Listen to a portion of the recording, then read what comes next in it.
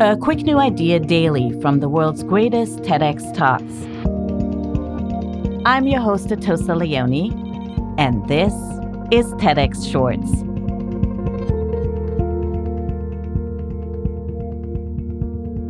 If you want to talk about high-pressure jobs, let's talk about parenting.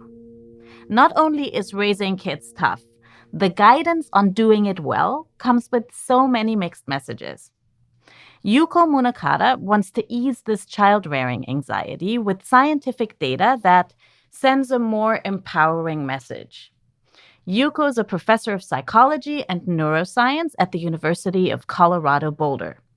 She hopes parents can understand how they're an important part of a child's development, but only one of many factors that go into who their kids become. Parents want what's best for their children. Young and old parents, rich and poor, married and divorced. And parenting books promise to show how to achieve the best outcomes, to address the difficult decisions that parents face every day, and in the process, to reveal why each of us turned out the way we did. The problem is that parenting books send conflicting messages. Tiger parenting or free-range parenting? Parent like the Dutch to raise the happiest kids in the world, or like the Germans to raise self-reliant children? The one consistent message is that if your child isn't succeeding, you're doing something wrong. There's good news though. The science supports a totally different message that is ultimately empowering. Trying to predict how a child will turn out based on choices made by the parents is like trying to predict a hurricane from the flap of a butterfly's wings. Wait, you might ask, what about all the successful parents with successful children, or the struggling parents with struggling children? They might seem to show the simple power of parenting. But children can be shaped by many forces that are often intertwined, like successful parents, successful genes, successful peers, and a culture of success that they grow up in. This can make it hard to know which forces influence who children become. Children have been studied to disentangle all those shaping forces that are usually intertwined. These studies follow identical twins and fraternal twins and plain old siblings, growing up together or adopted and raised apart. And it turns out that growing up in the same home does not make children noticeably more alike in how successful they are, or how happy or self-reliant, and so on. On the one hand, these findings seem unbelievable. Think about all the ways that parents differ from home to home, and how often they argue, and whether they helicopter, and how much they shower their children with love. You would think that would matter, enough to make children growing up in the same home more alike than if they had been raised apart. One child might find it helpful when her mother provides structure. Her sister might find it stifling.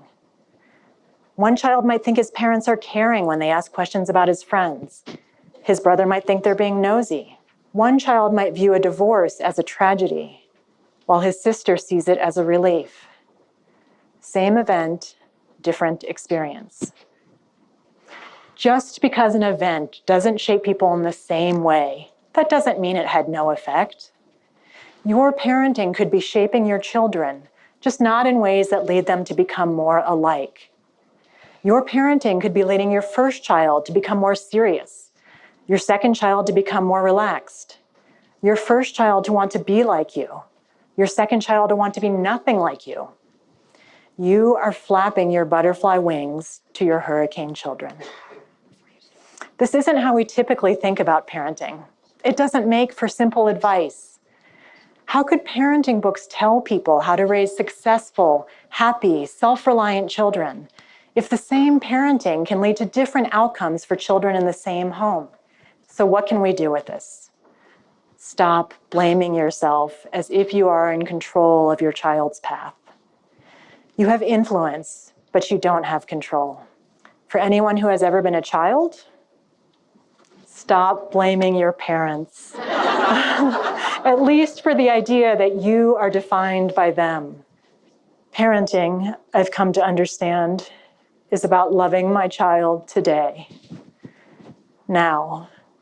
In fact, for any parent, anywhere, that's all there is. We are not screwed.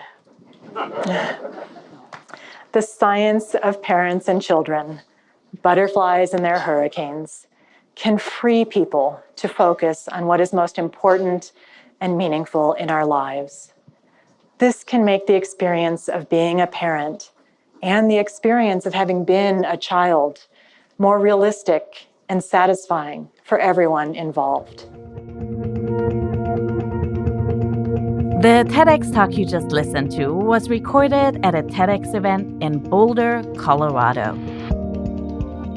All TEDx events are independently organized by volunteers who believe in TED's mission of ideas worth spreading.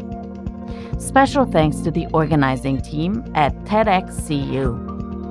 Visit TED.com/TEDxShorts to listen to the full talk and learn more about TEDx Shorts. I'm Atossa Leoni. Thanks for listening, and see you tomorrow.